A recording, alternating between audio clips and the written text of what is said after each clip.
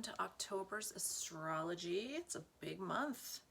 I'm just going over my notes in anticipation of having this conversation with you folks. So just so you can kind of see, this is what I do to try to make it all make sense and to look at the big picture.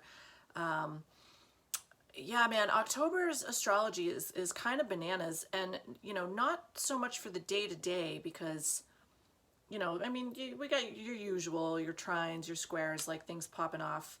That's all normal and to be expected. But the major story, I think, for October is the shift, right? All of the retrograde planets slowly but surely over the course of the month starting to spin direct, and then at the end of the month, Mars backtracking. But it's a lot, plus which we have eclipse season coming up. So I'm going to jump right into this because there's kind of a lot of ground to cover, and I want to make sure that we get it all. So I always start with the what I call the roster, right? We talk about where is everything starting the month and where is everything ending the month. And this is important because if you if you follow your own chart or your own astrology, it's always a kind of a good idea to have a bookend of where things are moving, right? So we're in Libra season currently. We're going to be moving into Scorpio season as the month of October wears on.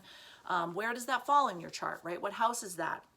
For me, we're moving from first house into second house, and towards the end of the month, possibly some things will get into my third house, right? So I'm kind of just kicking off my year, I guess, as we'll call it, because everything having just moved into my first house during Virgo season. But that can be different for everybody, right? It really depends on where your rising sign is, but always a good idea to just kind of have an idea of where everything is moving, right? So all right, so the first of the month, we start the month with the sun at 7 degrees of Libra, right? So just over the line into the first decan of Libra. We'll end the month on the 31st with the sun at 7 degrees of Scorpio, right? No real surprises there. The sun's always going to move just about 30 degrees every single month, right? Ticking off about a degree every single day. Mercury, our next mover, is he's starting the month at 24 degrees of Virgo, and he's going to be retrograde. We're going to talk more about that. But he will end the month actually in Scorpio at 2 degrees. So for those of you who know this, there is a whole ass sign in between Virgo and Scorpio, which is Libra. So Mercury going to cover a lot of ground. Not uncommon, unless he's retrograding, not uncommon to see him cover 2 signs, sometimes up to 3 signs in a month. And so in October, he will see some of Virgo, all of Libra, and he will make it just into Scorpio towards the end of the month. Venus, she starts the month at 2 degrees of Libra. She's really the only one who's not giving us any shit right now, so you gotta love Venus. No retrograding for her. She's moving along at a good pace. She is gonna retrograde, I believe, later in the year. I think when she gets to Capricorn, we might have to deal with a retrograde. Don't quote me on that. I have to look. But for now, she's our star pupil. So she starts at 2 degrees of Libra. And ends the month at 9 degrees of Scorpio. Venus will have a little bit of a dramatic shift over the course of the month and this happens every year when she moves from Libra to Scorpio. So Libra, being one of the signs that she rules, super fucking happy, right? She's super happy as she travels through Libra, which she will for a good part of the month. Venus in Libra is, as I said, she's in rulership. She's objective Venus, right? She's charming as fuck. She gets whatever she wants, right? Because she knows how to negotiate. She knows how to be cooperative. We all get to kind of benefit from that energy. Then towards the end of the month, she will shift. That happens on the 23rd. And actually the sun will move into Scorpio on the same day. The sun and Venus will be traveling very, very closely together at that time. So on the 23rd of October, we have the shift from Venus in Libra to Venus in Scorpio. She immediately moves from a sign where she's super, super supremely happy and strong into a sign where she's severely debilitated, right? So Venus does not do well in Scorpio. It's one of the signs of her detriment. She's just dark, right? Like everything in Scorpio. Some planets handle the darkness very well. Venus isn't one of them. She's a party girl. She likes to have fun. She likes to keep things light. And in Scorpio, she doesn't really get to do that, right? She's stuck with kind of feelings of obsession and jealousy, insecurity, right? Things that Venus isn't really known for. But in Scorpio, the darkness and the Plutonian feel of Scorpio kind of overwhelms her. So do be on the lookout towards the end of the month, that last kind of quarter of the month, I guess, if you will, for that to kind of, for the Venus energy to kind of drop off a cliff. and the sun, again, the sun around that same time too. So the Venus-Sun conjunction, so the Venus-Sun cazimi, will happen on the 22nd of October. And it happens at 29 degrees of Libra, so that's beautiful. I love that day. Venus-Sun cazimi is always a beautiful day to begin with, but the fact that it's happening in Libra, one of the signs that she rules, at the 29th degree, right, so as strong as you can possibly get, says that the 22nd is going to be pretty nice. However, on the 23rd, when they both move into Scorpio, it's like a very, it's a steep cliff, right? So just keep that in mind, that if, things are really looking like nice and rosy on the 22nd, you might wake up on the 23rd with things not feeling so great, or soon thereafter anyway. There's a lot actually going on the 23rd, and I'll get to all of that. All right, so that's Venus. Mars is in Gemini. Mars is going to be in fucking Gemini until March. I've harped on this a little bit before in prior videos, so just, we'll have to keep talking about it, because this is just the way that the cookie's crumbling right now. Under normal circumstances, Mars takes only 6 weeks-ish to get through a sign. But because of his upcoming retrograde, which starts at the end of October, he is in Gemini for a fucking minute. It's about 7 months that he's actually there, which is a very, very long time to have any planet, especially a personal planet, in any particular sign. So Mars not going to cover a whole lot of ground this month. He's been in Gemini since August, and he is, he's still there. So he starts the month at 20 degrees Gemini, ends the month at 25, and he ends the month retrograde. So we're going to talk more about him.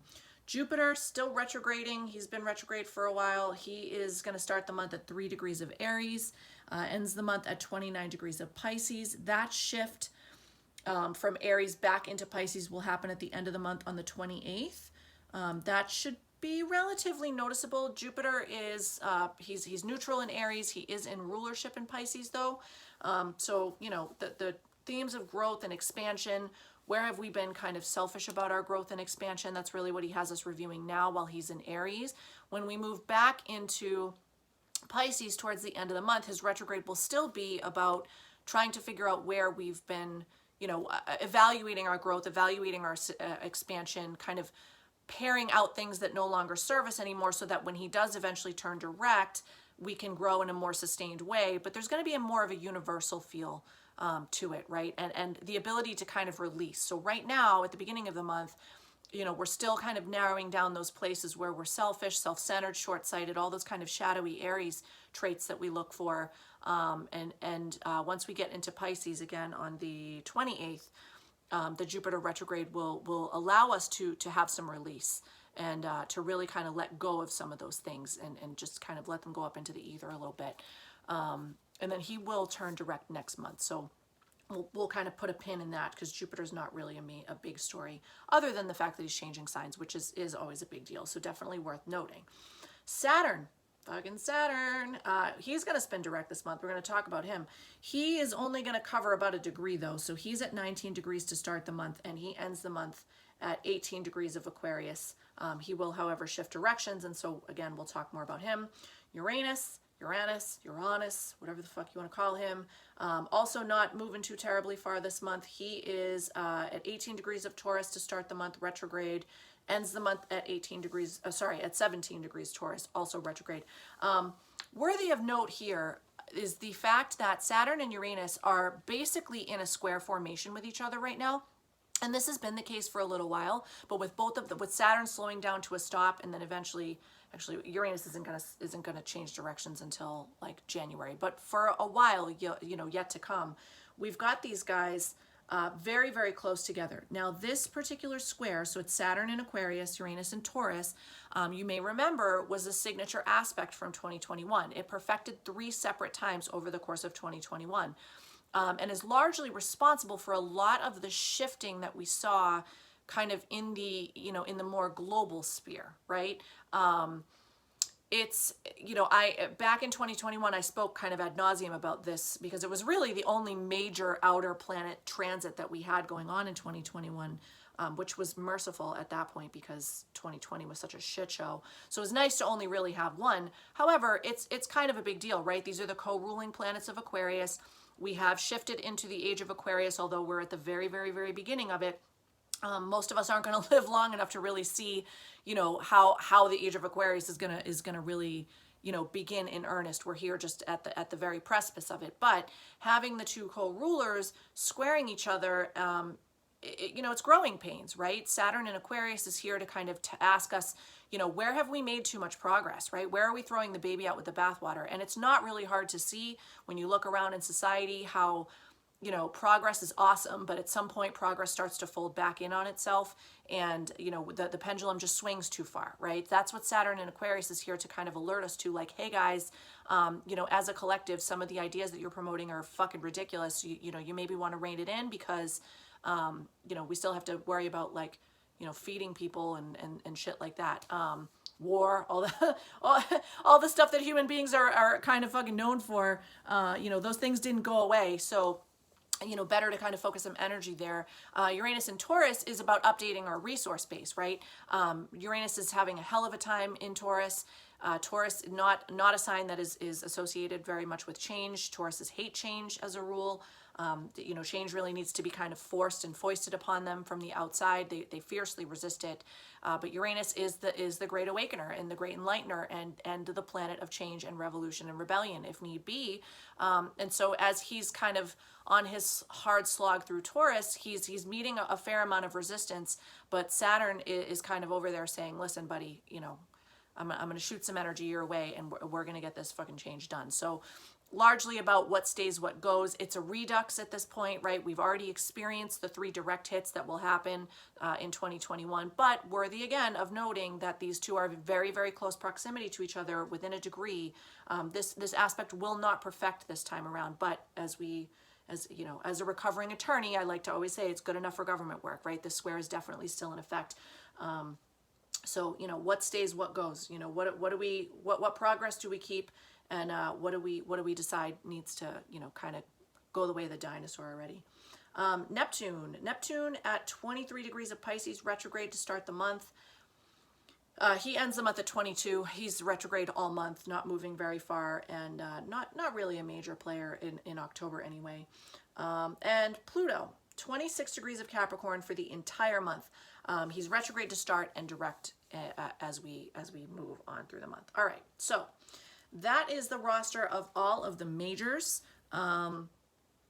We also have I don't go over the moon usually because obviously the moon's going to cover every single one of the signs at some point during the month. However, I will note that it is October kicks off eclipse season.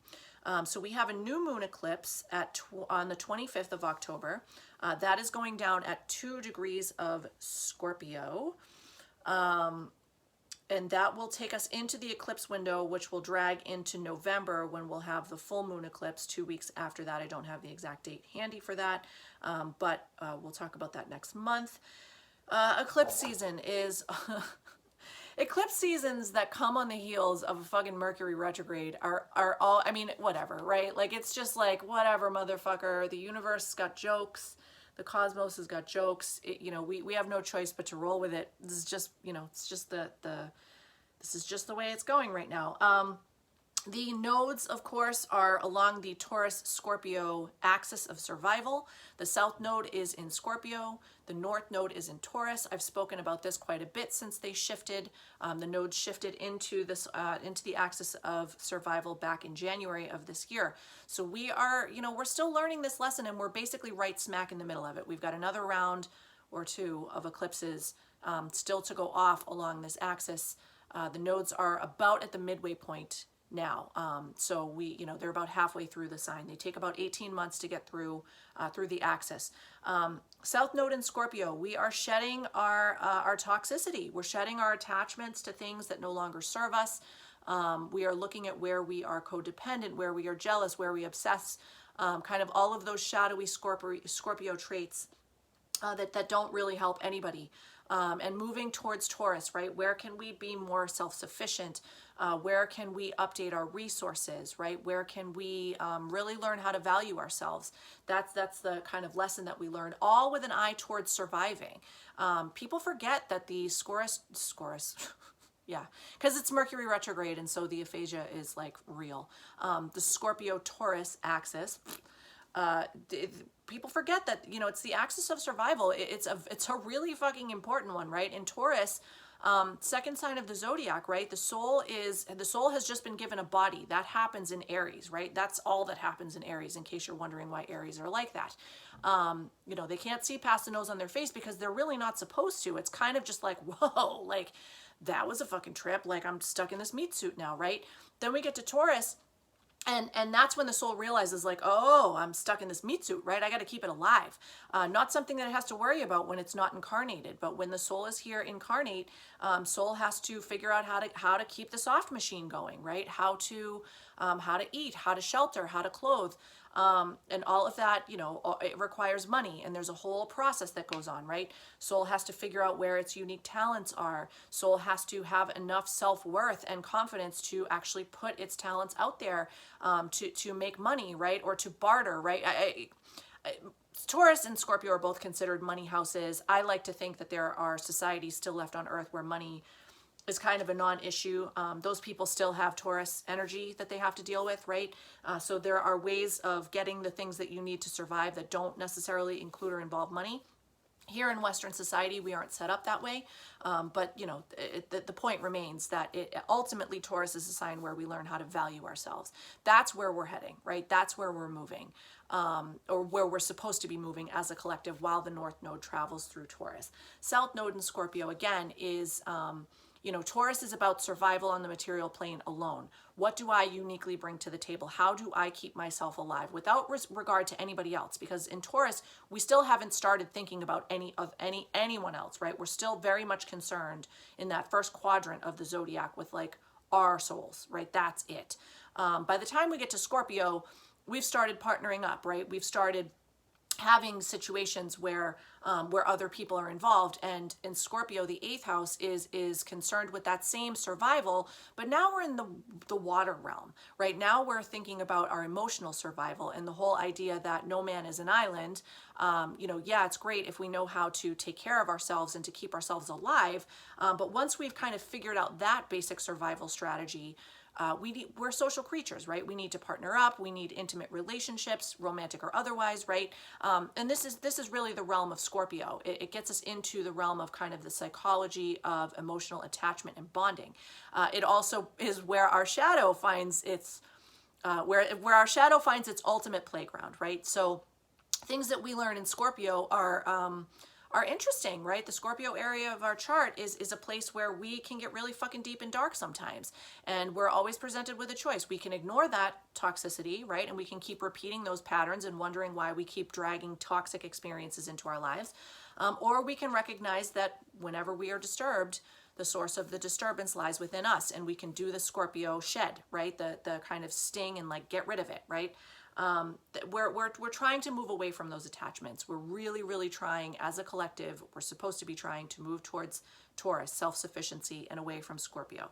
And we'll get some of those lessons starting towards the end of the month and into November, with that new moon in Scorpio, new moon eclipse in Scorpio at 2 degrees, and then the corresponding full moon will happen a couple of weeks later.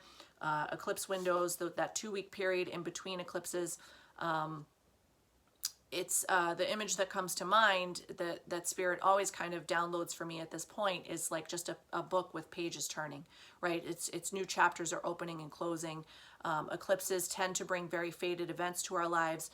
The overall window of time is very similar, right? If you've got anything around 2 degrees of Scorpio, for example, or 2 degrees of any of the fixed signs, right? If this particular new moon is hitting anything in your chart, expect to have some sort of very fated and destined event happen to you over the course of the next 6 months, or it could have already happened, right? This weird thing happens with eclipses. I've actually experienced it and seen enough people experience it that, you know, I don't know why it happens, but it is occasionally the case that eclipses, the events indicated by an eclipse, actually occur exactly 1 month prior to the eclipse going off, which would have been September 25th-ish, right? So You know, who knows, right? It's anybody's guess. If you don't have anything in the range of the eclipse, then chances are, you know, you're not really feeling this, or you're feeling it on a much kind of more muted scale. But anybody, like I said, who's got anything around 2 degrees of Aquarius, Scorpio,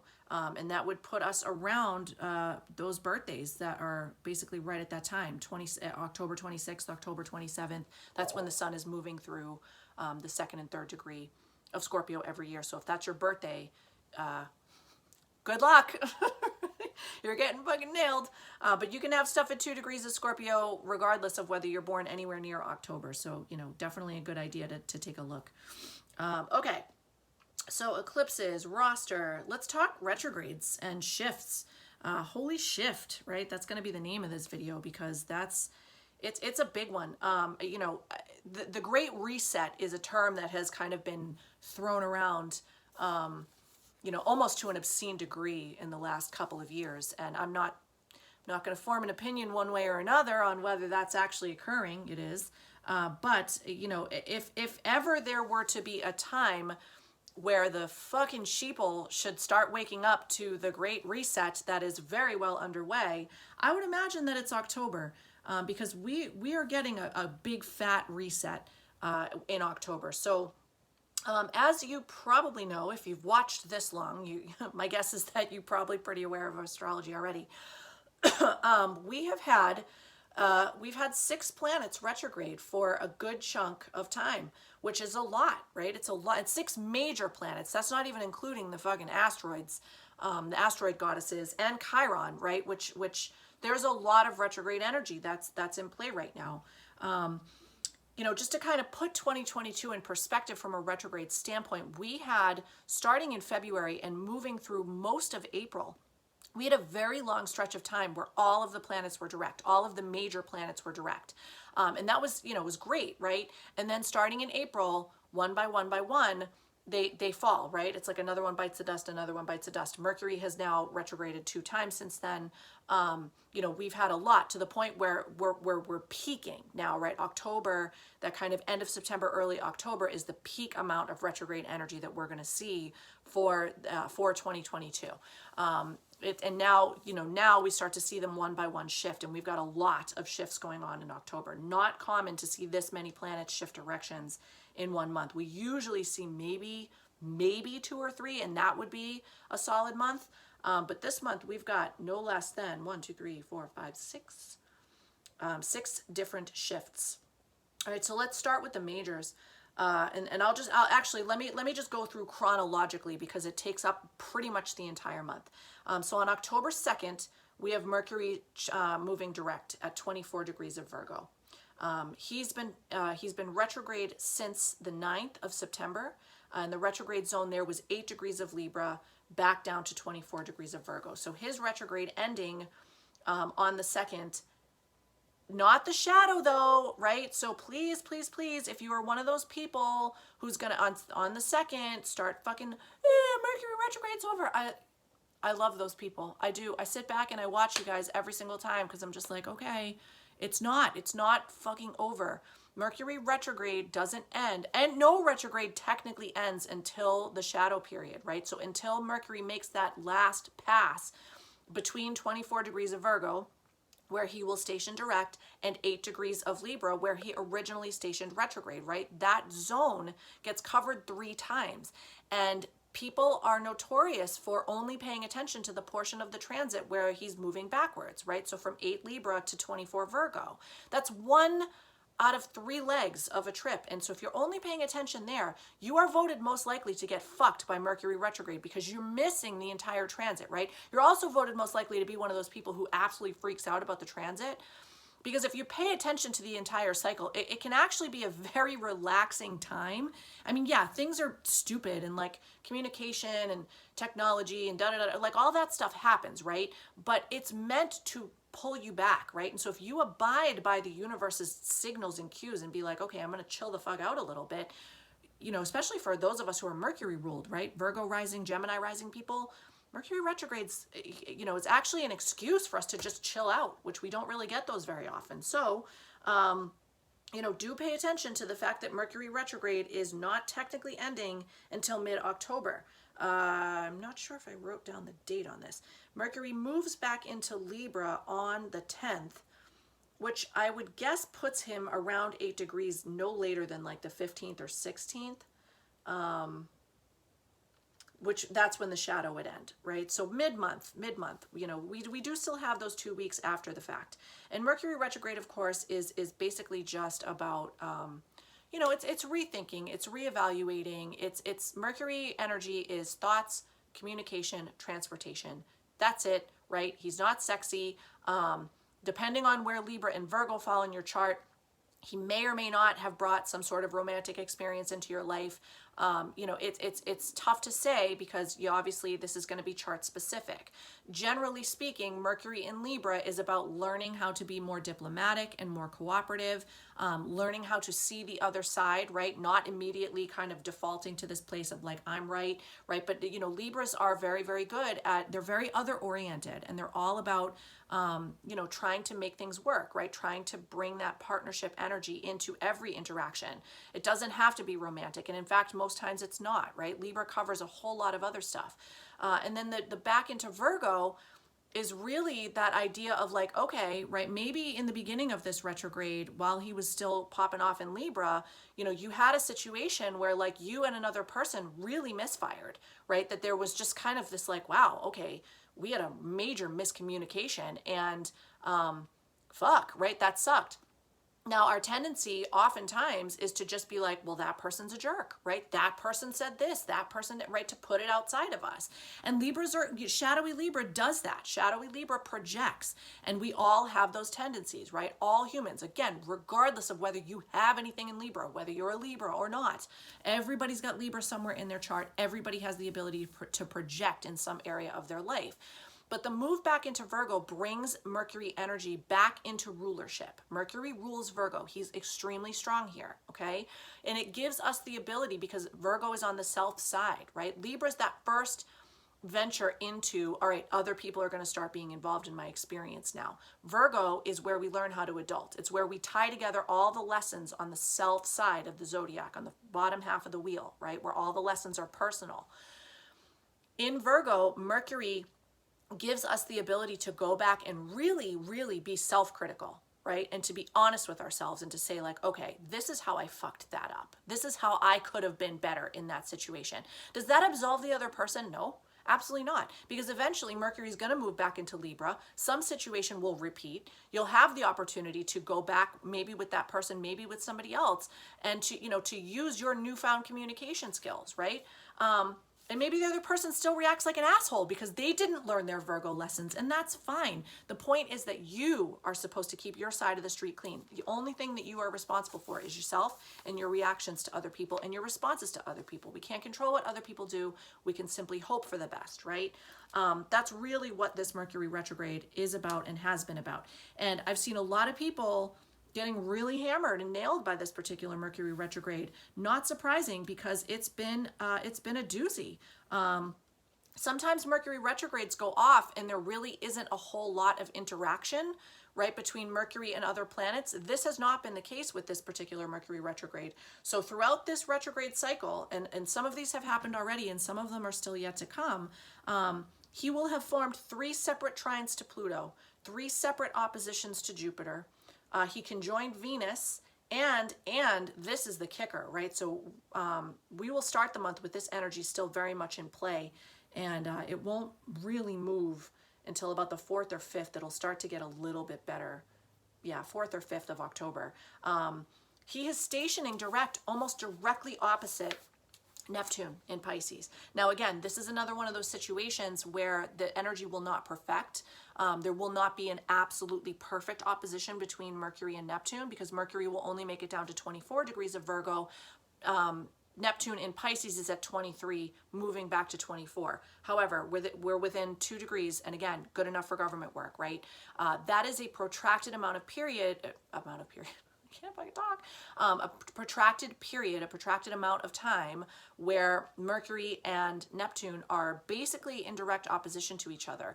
This brings very nebulous energy, right? Mercury is is up against it when he's opposing Neptune, because Neptune dissolves. Neptune is intuition. Neptune is feeling. Neptune is universal love. Neptune is deception, right? Mercury is trying to keep things rational and logical, especially in Virgo, and he usually excels at that. Except when Pisces and Neptune are across the way, hammering him with this kind of delusional energy and, you know, the inability to draw boundaries around the way that he thinks. So just keep in mind, if things feel really hazy towards the very beginning of the month, it will pass. But as it passes, right, as the Neptune fog starts to lift, he's going back at Pluto, he's going back at Jupiter, right? Like he's you know, there's a lot still to go with this particular Mercury retrograde cycle. So just, you know, be on your game and don't expect any type of final resolution to really hit on whatever the overall lesson has been for you until mid-month, really. I mean, that's, you know, it's just not really going to happen until then. Okay, so that's on the 2nd, right? So that's Mercury direct. That's shift number 1. Shift number 2, actually, yeah, all right. So I'm going to talk about shift number 2 quickly. That's on the 5th, Vesta. Asteroid goddess Vesta. She's going direct at 22 degrees of Aquarius on the 5th. And then I'm going to kind of put a pin in that, and we'll come back to her at the end. She's not a major, but I do want to note her retrograde. On the 8th, so moving right along. On the 8th, we've got Pluto. Pluto spins direct on the 8th at 26 degrees of Capricorn. Pluto originally went retrograde on the 29th of April. He is what kicked off retrograde season, because prior to that, as I noted earlier, in February, from February through the very end of April, we had all planets direct, and it was fucking glorious. But at that point, 29th of April, Pluto went retrograde at 28 degrees of Capricorn. He has only moved backwards 2 degrees, which is normal for Pluto, right? He's slow as fuck. He basically moves like 3 to 4 degrees and then backs up 2, right? Like every 6 months. That's basically Pluto. This is why he takes so long to get through signs, right? And he's almost done with Capricorn. I'm pretty sure that this next leg, as he spins direct now, will take him to the 29th degree of Capricorn, right? So it's on like fucking Donkey Kong.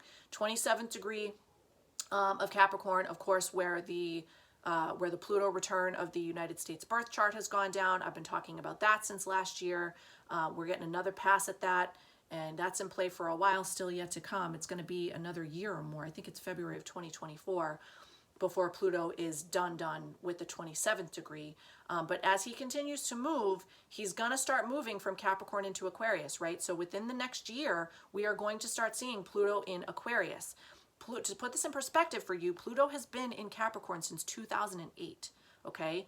He doesn't change signs very often, and Pluto into Aquarius is going to bring the fucking revolution. It's going to happen, all right? So what we're seeing now is the lead up, right, to all of the fucking...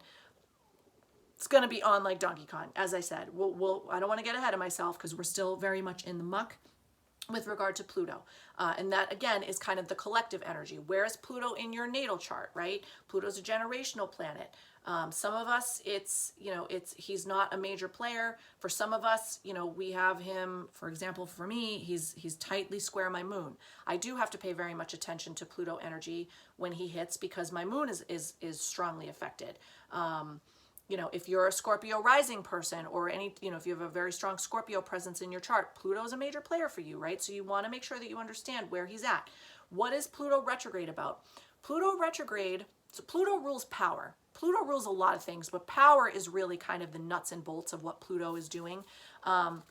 So in your personal chart, he's all about helping you stand in your power, figuring out where you give your power away, where are you a tyrant, right? Figuring out how to rightly relate yourself to the power that you can and should command, right? Because everybody's got power.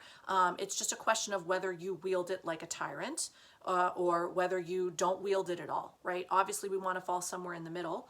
And Pluto retrogrades are about helping us to figure out how to do that. Now he's been retrograde for a while, so this lesson, his lessons tend to slow burn, right? He's so slow. He's such a slow mover, and he operates really in the shadow. So very, very rare that Pluto brings obvious events into our lives, you know, we often have to really sit and reflect on what Pluto has been doing. And again, this is going to be very chart specific, because if he's just kind of floating between a couple of degrees where you don't have anything, right, then like, you know, the lesson will not be a major one. However, you know, if you've got something at 26, 27, you know, I mean, my daughter, for example, is a 26-degree Capricorn rising, right? He's stationed on her, like literally on her ascendant, and he's been going over, and she's only 5, right? So this is a once in a lifetime transit that she's experiencing at a very young age. And when I tell you that the changes and the, you know, her ability to stand in her own personal power and learning self-mastery, right? Like actually watching it happen in a 5-year-old child, knowing in the background, like what's going on in her chart, has been fascinating. And everybody's experiencing on some level. But yeah, so 8th of October brings that shift, starting to, you know, to move forward with what we've learned about standing in our power and rightly relating ourselves to the amount of power that we possess. All right, next, on the 23rd, 23rd's a big day. We've got a lot going on the 23rd. Saturn finally fucking moving direct. Okay, which I shouldn't even say that because it's going to bring him back over all my shit, but it's fine. It is what it is. I've not had as bad of a time with this particular Saturn retrograde as some others. It's been a blessing in disguise. So Saturn originally went retrograde on the 4th of June. He was at 25 degrees of Aquarius at the time. He has backed down to 18 degrees of Aquarius, right? So that's the retrograde zone for Saturn. He is going to be moving direct, as I said, on the 23rd. Okay, so Saturn retrograde. What is Saturn retrograde about? Saturn retrograde is sorting karma, right? Saturn is the principle of contraction. He's rules, he's restrictions. He shows up as blocks, frustrations, authority figures, cock blocks, right? Like just, we don't tend to really appreciate Saturn energy very much. He is, however, a very necessary evil. He's what brings us maturity and discipline and the ability to take care of business, right? If it was all fucking rainbows and unicorns all the time and Saturn didn't have his way with us, we'd all be hedonistic fucks and life would not be very good here on planet Earth, right? So Saturn, you know, definitely energy that we need to understand. What a lot of people do forget about Saturn, however, though, is that he is the Lord of Karma. He's the timekeeper, meaning that his job is to lord over our souls and to kind of make sure that we are doing what we came back here to do, not just in this lifetime, but over the course of all of our lifetimes, right? So he literally he's karma, right? He is watching to make sure that karma gets distributed the way that it is supposed to. And so when he retrogrades, he kind of lays off the whole, you know, bullshit that he does, which is to, you know, essentially to just block and frustrate us all the time. And he starts to look into whether we have been taking care of business, right? Have we been towing the line? Have we been doing all the things that we're supposed to do? If the answer to that question is no, then you're going to get a big fat karma sandwich during Saturn's retrograde, right? So what has life looked like for you since June? Have you been getting your ass handed to you karmically, right? Has it felt like things have just been really shitty? And in a way that you can't control, right? If the answer to that question is yes, then I have news for you. It means that your Saturn energy is out of whack, right? You need to be more mature. You need to be more disciplined. And that's a hard lesson for some people, right? Because sometimes, you know, life's unfair, right? Saturn is the fucking planet that teaches us that life's unfair. And, you know, it can be the case that Saturn retrograde has brought a whole bunch of shitty situations that you may or may not have had anything to do with. But the unfortunate piece with Saturn energy is because it covers us across so many lifetimes, you know, you may be getting karmic retribution for things that you did, you know, that you have no conscious memory of because it happened, you know, your soul did them a long time ago, right? So making sure that you are always acting, you know, turning the other cheek, acting with integrity. That's really what Saturn retrograde is about. And so as he continues to move direct in your chart, or as he starts to and then continues to move direct in your chart, fix it, right? Fix it. Show up. Be disciplined. You know, get yourself out of bed in the morning. Do your fucking, you know, exercise. Do all the things that you're supposed to do as a well-rounded adult, and do right by others, right? That's especially in Aquarius, that's what Saturn is here to teach us. That fucking golden rule, right? Abide by it, because otherwise, you know, Saturn's going to kick your ass. Also in the 23rd, we have Juno moving direct. Again, she's an asteroid goddess. I'm going to come back to her and Vesta. Last but not least, we have on the 30th, right? So tail end of the month, we have Mars retrograding, right? So everything else is moving direct. All the planets and asteroids that I've mentioned so far are shifting from retrograde into direct motion. Mars is the exception. He is shifting backwards. His retrograde zone is 8 degrees of Gemini to 25 degrees of Gemini. So on the 30th, he will retrograde from 25 degrees of Gemini, and he's going to be backtracking down to 8 degrees. That's not going to finish until the 12th of January of 2023. So for several months moving forward, we have got Mars moving backwards through Gemini. He entered the shadow, meaning he crossed over the 8-degree mark of Gemini on the 4th of September. All right, so starting around the 4th of September, some Mars type lesson will have been introduced to you. Now, don't go crazy trying to figure out how Mars retrograde is showing up for you, because the fact of the matter is that with retrograde energy, most of the time we can only really truly understand it in retrospect. As we're moving through it, it's very rarely apparent to us what's going on.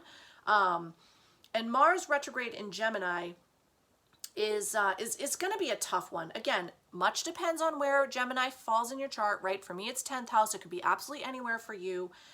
If you have anything in Gemini, any planets, any angles within this 8 to 25 degree range, obviously you want to be paying attention. Mars represents our motivation. He's our aggression, right? He is our drive, our stamina, everything that makes us want to get up and move. When he retrogrades, as a general proposition, regardless of where that retrograde is going down, the wind comes out of our sails, okay? So expect that you will feel a lot less motivated than normal, right, over the course of the next few months. And that's true for everyone, literally everyone. It will hit some people harder than others. If you're Mars ruled, for example, right, so we're talking our Aries types, our Scorpio types, if there's anything in the retrograde zone, right, you're likely to have a market period of kind of like, ugh, right, just like I'm tired. But overall, Mars in Gemini is... It's about learning how to focus our energies properly. Now, Gemini is an area of the chart where we tend to have trouble focusing, okay? Meaning, and that doesn't mean that we're all like ADHD in Gemini, although for some people that is the case, right? But for a lot of us, it really just means that we have to have our fingers in a lot of different pies. Wherever Gemini sits in your chart, it is a place where you literally can't sit still and you can't just be doing one thing. You're entirely too curious, and Mars and Gemini motivates us to kind of to experience everything, right? To kind of want to have our finger, like I said, in all the different pies. As Mars retrogrades, however, he's going to struggle to put words around how he's feeling and what he wants to accomplish, right? Everything is going to kind of splatter to the fucking wind, and we're going to lack the motivation to really be able to get out there and experience things. As I was looking at this yesterday, I got, one of those little kind of spirit downloads, name it to tame it, putting words around the things that motivate us and or piss us off. Tremendous frustration, first and foremost. That is basically what Spirit told me to expect from Mars retrograde in Gemini. So, take that for what it's worth. Obviously, again, we're in it for the long haul. We have a long way to go with this particular transit. We're there. We're about to be in it towards the end of the month. It's coming for us. All right. Now, so that's all of the majors. Let me go back and just quickly recap, because I noticed something kind of cute with the Vesta and Juno energy. So Vesta and Juno are two of our asteroid goddesses. I like to work with the asteroid goddesses, especially when they're popping off, because their energy, especially if it's hitting something in your chart, it's noticeable. You feel it. Vesta is our sacred flame. She represents an area of extreme focus and devotion, right? So wherever Vesta sits in your chart, it represents something that it's that sacred fire, right? You can't let it die. It's something that you absolutely have to succeed at, right? At all costs. You cannot let that fire go out. Juno is the kind of quintessential like wife energy, right? She represents contractual arrangements, so marriage. She's considered the marriage asteroid, but her energy can be felt outside of marital contracts. She really speaks to any situation where you are kind of just in it, right? In it for better or worse. But also with that eye towards always evaluating, like, when is worse gotten to be too bad, right? Like, when is it too much?